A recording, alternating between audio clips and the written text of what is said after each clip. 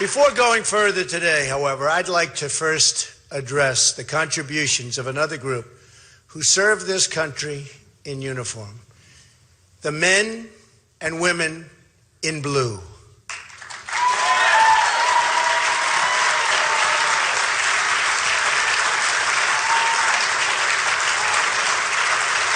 Thank you.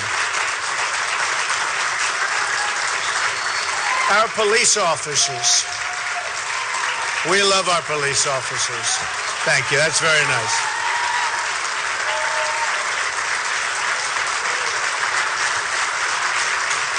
Thank you.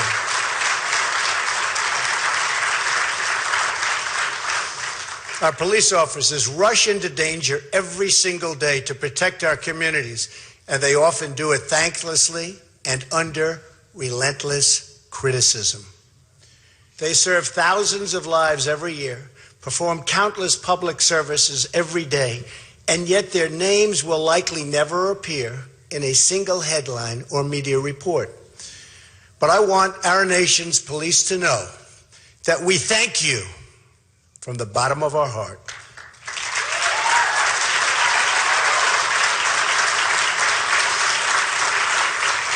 And we support you, and we will always, always, always stand with you.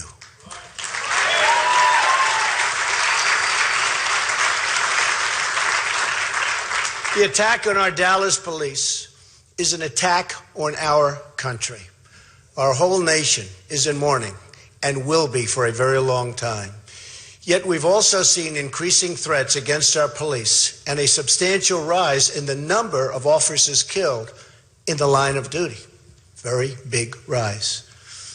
America's police and law enforcement personnel are what separates civilization from total chaos and the destruction of our country as we know it.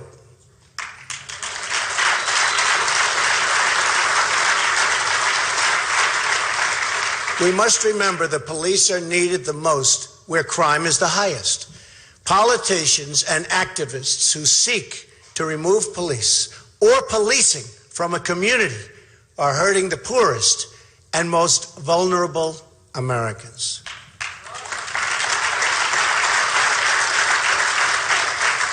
It's time for our hostility against our police and against all members of law enforcement to end, and end immediately, right now.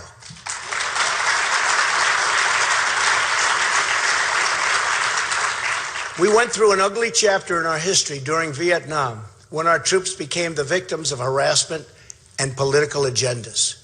For too many police today, that is their daily reality. At the same time, the tragic deaths in Louisiana and Minnesota make clear that the work must be done to ensure, and a lot of work, that Americans feel that their safety is protected. Have to do it. We have to get better.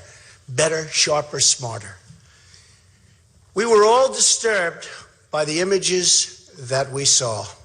We must discuss as well the ongoing catastrophe of crime in our inner cities. Our inner cities are rife with crime. According to the Chicago Tribune, there has already been more than 2,000 shooting victims in Chicago alone this year. This epidemic of violence destroys lives, destroys communities, and destroys opportunity for young Americans. Violent crime has increased in cities across America. The New York Times described the startling rise in murders in our major cities. Brutal drug cartels are spreading their reach into Virginia and Maryland. Too many Americans are trapped in fear, violence, and poverty. Our inner cities have been left totally behind, and I'm going to fight to make sure every citizen of this country has a safe home, a safe school, and a safe community.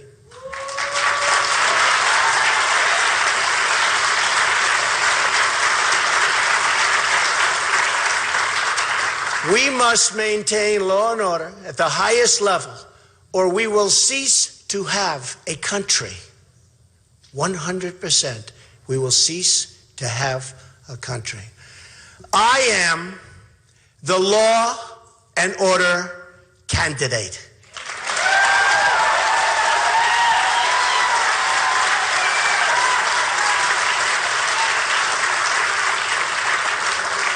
Hillary Clinton, on the other hand, is weak, ineffective, pandering, and, as proven by her recent email scandal, which was an embarrassment not only to her, but to the entire nation as a whole, she's either a liar or grossly incompetent. One or the other. Very simple. Personally, it's probably both. Not only am I the law and order candidate, but I'm also the candidate of compassion. Believe it, the candidate of compassion. But you can't have true compassion without providing safety for the citizens of our country. Every kid in America should be able to securely walk the streets in their own neighborhood without harm. Everyone will be protected equally and treated justly without prejudice. We will be tough. We will be smart. We will be fair.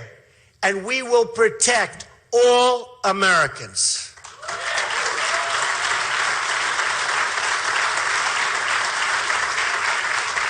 Without safety, we have nothing.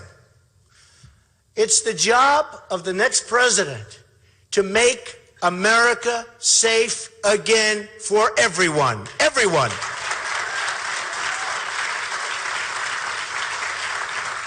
That promise of protection must include taking care of every last veteran, which was going to be the sole topic of today's speech prior to the horrible attack in Dallas.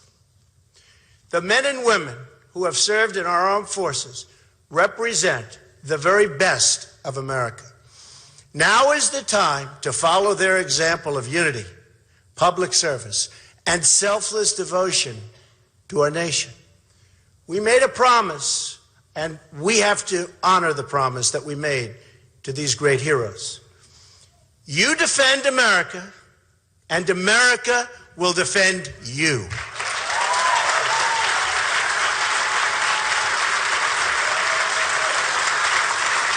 Thank you. Thank you.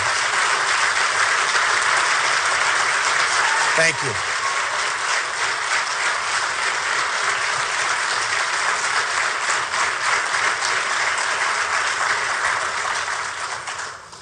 But that promise has been broken by our politicians, like so many other promises our country has made, not only to its veterans, but to its citizens as a whole.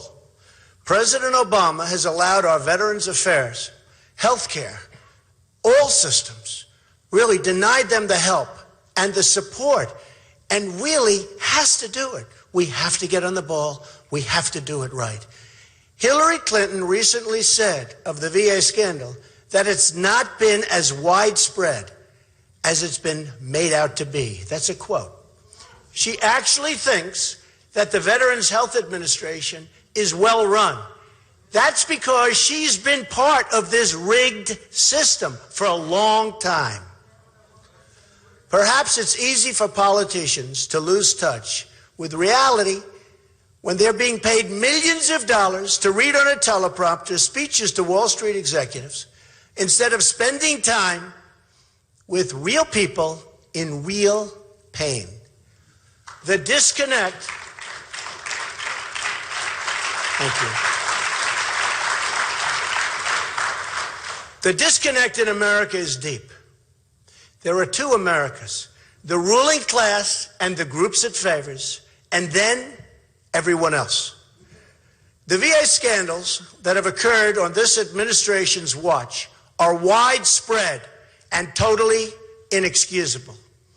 An internal memo from the senior VA official describes, quote, lawlessness and chaos at the Veterans Health Administration, including the payments of $6 billion a year in violation of federal contracting rules. The memo also says they waste millions of dollars by paying excessive prices due to breaches of federal laws and warns that these unlawful acts may potentially result in serious harm or death to America's great veterans. And you know it, and you're seeing it. Even the White House's own Deputy Chief Staff described, quote, significant and chronic systematic failures in veterans affairs, including a corrosive culture that has led to personal problems across the department with poor management and a history of retaliation against employees who raise issues, and very good issues. He said there is a lack of accountability across all grade levels. On that, he's correct. 40 veterans, just as an example, have died waiting for care in Phoenix. 40 different VA facilities nationwide were found to be manipulating and falsifying wait times. A VA employee who was involved in an armed robbery was kept on staff, as was a convicted sex offender. The VA spent $8 million on solar panels, good old solar panels, for a facility knowing they would likely need to be tearing it down in the very near future. The St. Cloud, Minnesota VA built a $2.3 million wind turbine in April that hasn't supplied power since 2012. Can you imagine the waste and corruption we'll find when we begin a full investigation in January of 2017?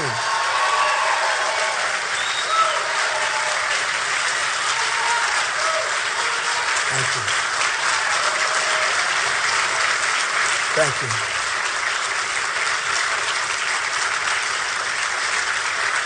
Thank you. Most of those responsible have still not been held to account. Fixing this corruption will be one of my many and really highest priorities. And believe me, it will happen. I'm really good at things like that. It will be fixed, and that begins with a simple promise. Every veteran will get timely access to top quality medical care. Every veteran.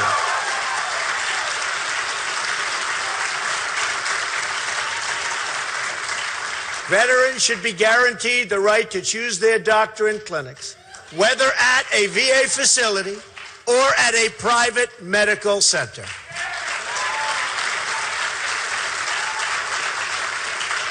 We must extend this right to all veterans, not just those who can't get an appointment in 30 days or who live more than 40 miles from a VA hospital, which is unfortunately the current and wrong policy.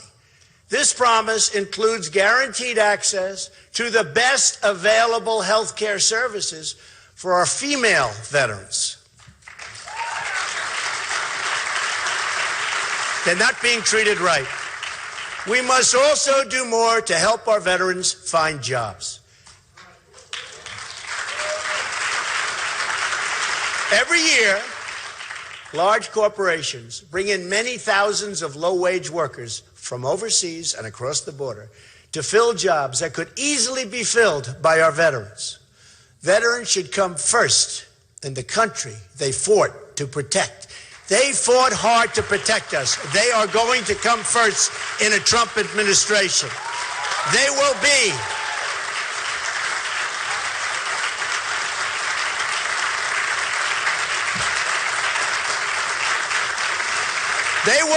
a part of America First. It will be America First from now on. America First.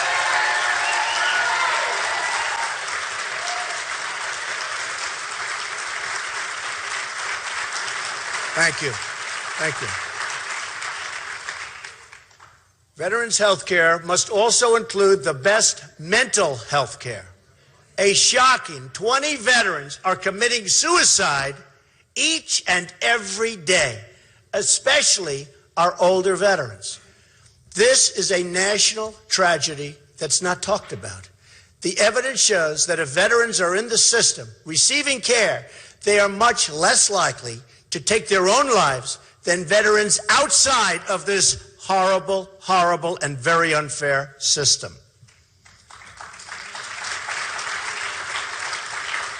That is why we must increase the number of mental health care professionals inside the VA while ensuring that veterans can access private mental health care as well. Have to do it. We have no choice.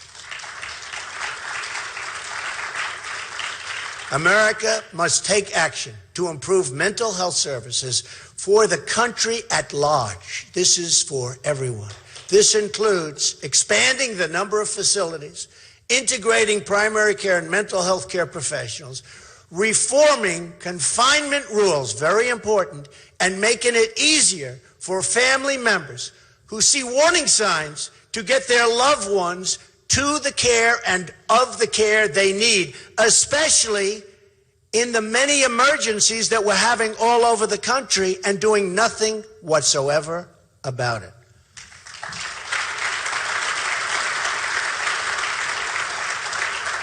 One of the most important reforms we can make is accountability. Right now, when VA employees fail our veterans, you can't discipline them. That's because of outdated civil service rules in need of reform. Have to do it. We like it, we don't like it, we have to do it. It's time. In fact, employees are given bonuses after making bad decisions. In 2014, the VA awarded a $142 million in bonuses to employees, including bonuses to the executives who oversaw construction of the Denver VA hospital that was more than $1 billion over budget. Two other VA executives signed abuse, and they really abused, it was terrible, abused their authority to obtain $400,000 in relocation benefits. Currently a scandal, and we're doing nothing about it. It doesn't have to be this way. As Veterans Affairs Chairman Jeff Miller just said, and will say all the time, the VA is not sacred. The veteran is sacred. The veteran is sacred.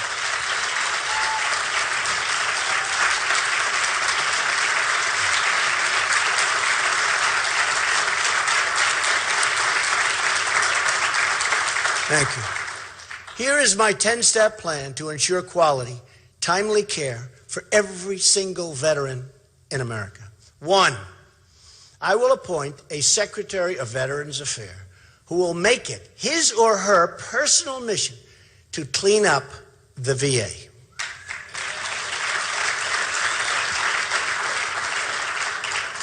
And this will be a person of great competence. This will not be a political hack.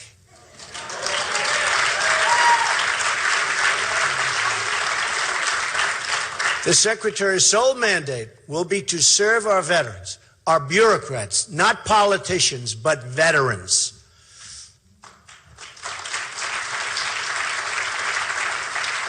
Amazingly, President Obama's VA Secretary recently downplayed concerns about waiting times by saying that people also wait in line at Disneyland. So what's wrong with that, right? 2, I'm going to use every lawful authority to remove and discipline federal employees or managers who fail our veterans or breach the public trust.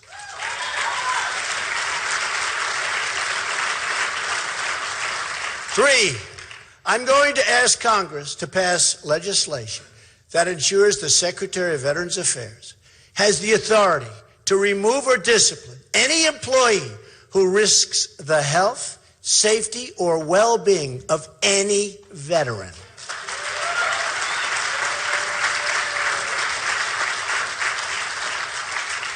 4, I'm going to appoint a commission to investigate all of the wrongdoing at the VA and then present those findings to Congress as the basis for bold legislative reform. 5, I'm going to make sure the honest and dedicated people in the VA have their jobs protected and are put in line for serious promotions if they continue to do great work.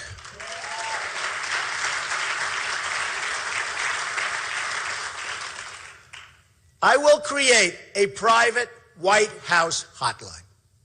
That is really, and so importantly, going to be answered by a real person. Actually, a person, not a computer that picks up a phone.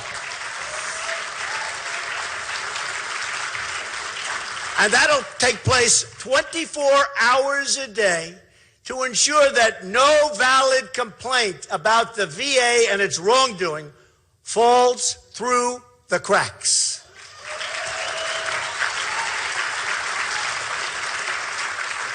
I will instruct my staff that if a valid complaint is not addressed, that the issue be brought directly to me, and I will pick up the phone and fix it myself if I have to. Believe me, I will fix it.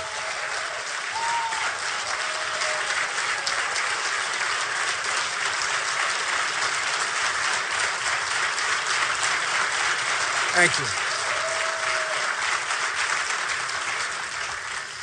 7, we are going to stop giving bonuses to people for wasting money.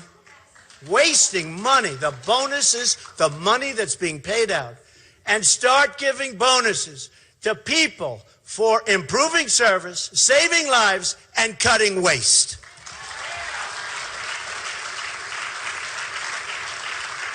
If an employee finds a smart way to save a large amount of money that also creates really better outcomes for our veterans, then a small, responsible portion of the money saved will be given as a one-time bonus, and the rest will be returned to the taxpayers, and it will be a lot.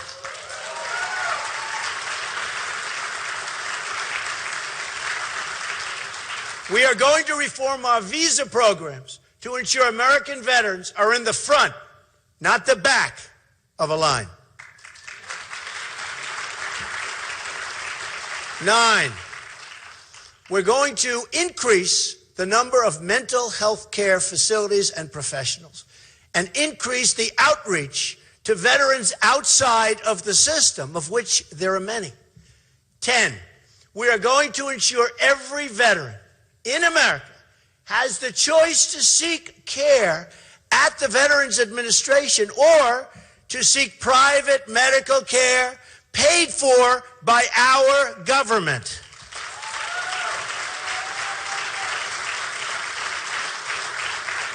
Never again will we allow a veteran to suffer or die waiting for care they so richly deserve. These are our great people.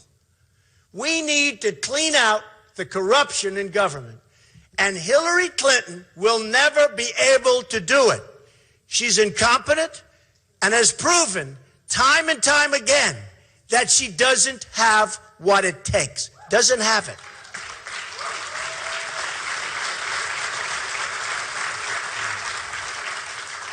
Crooked Hillary Clinton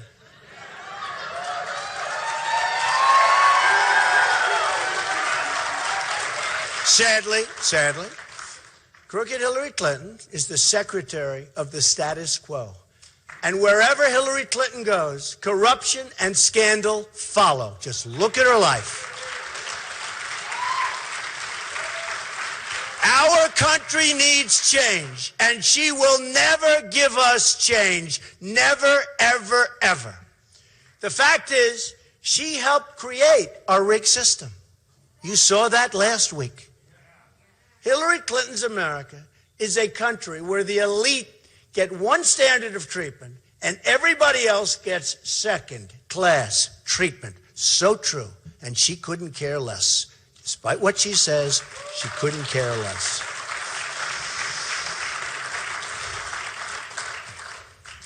The rigged system refused to prosecute her for conduct that put all of us, everybody in this room, everybody in this country, at risk.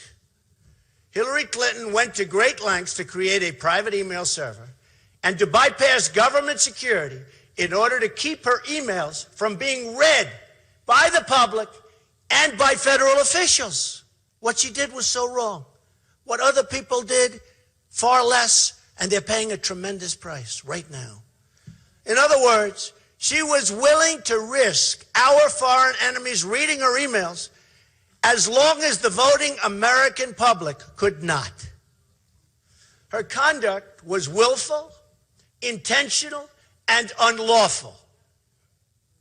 And her repeated false statements about her conduct prove that she was fully aware of her guilt. She knew it. She's probably the most surprised person that she was able to get away with it.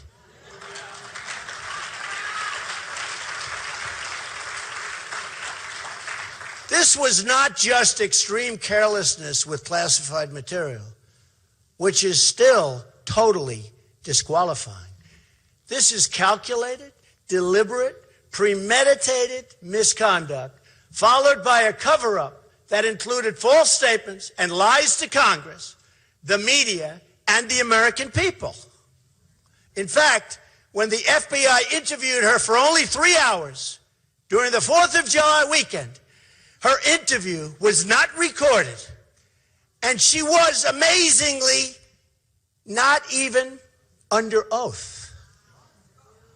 You didn't know that. She carried out her dangerous email scheme at the same time as her bad judgment and enthusiasm for regime change was unleashing ISIS all across the world. Afterwards, as a further demonstration of guilt, Hillary Clinton erased more than 30,000 emails as part of a cover-up. It's the only reason, part of a cover-up. Hard to believe what's going on with our country. The fact that she got away with all of this could be her single most impressive accomplishment. To me, it is. It's her greatest accomplishment. When thinking about her email destruction, let's not forget many foreign and corporate entities and other special interests with business before Hillary Clinton's State Department were making massive financial contributions, folks. These contributions were made to both the Clinton Foundation and to the Clintons directly. If elected, Hillary Clinton would become the first president of the United States who wouldn't be able to pass a background check. She would not be able.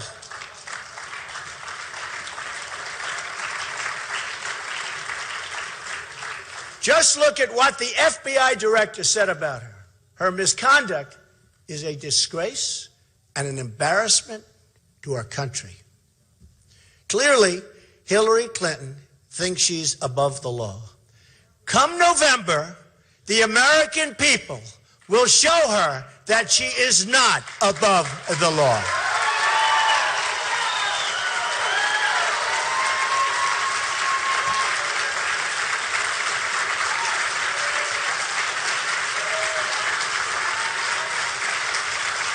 Thank you. Thank you. The decades of decay, division, and decline will come to an end rapidly. The years of America's greatness will return. We are going to become, for the first time in a long time, one united country.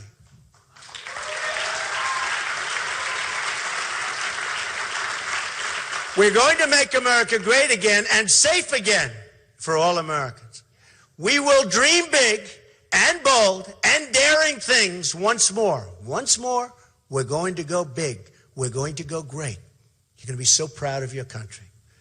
Let me conclude by paying tribute to every single American hero who has served this country, and most especially those who gave the ultimate sacrifice.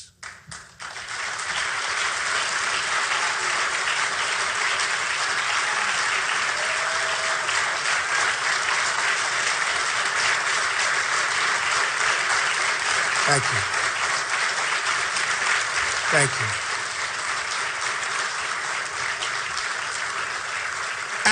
debt to them is eternal and everlasting. We are going to fight for our military and our law enforcement personnel the same way they have fought for us.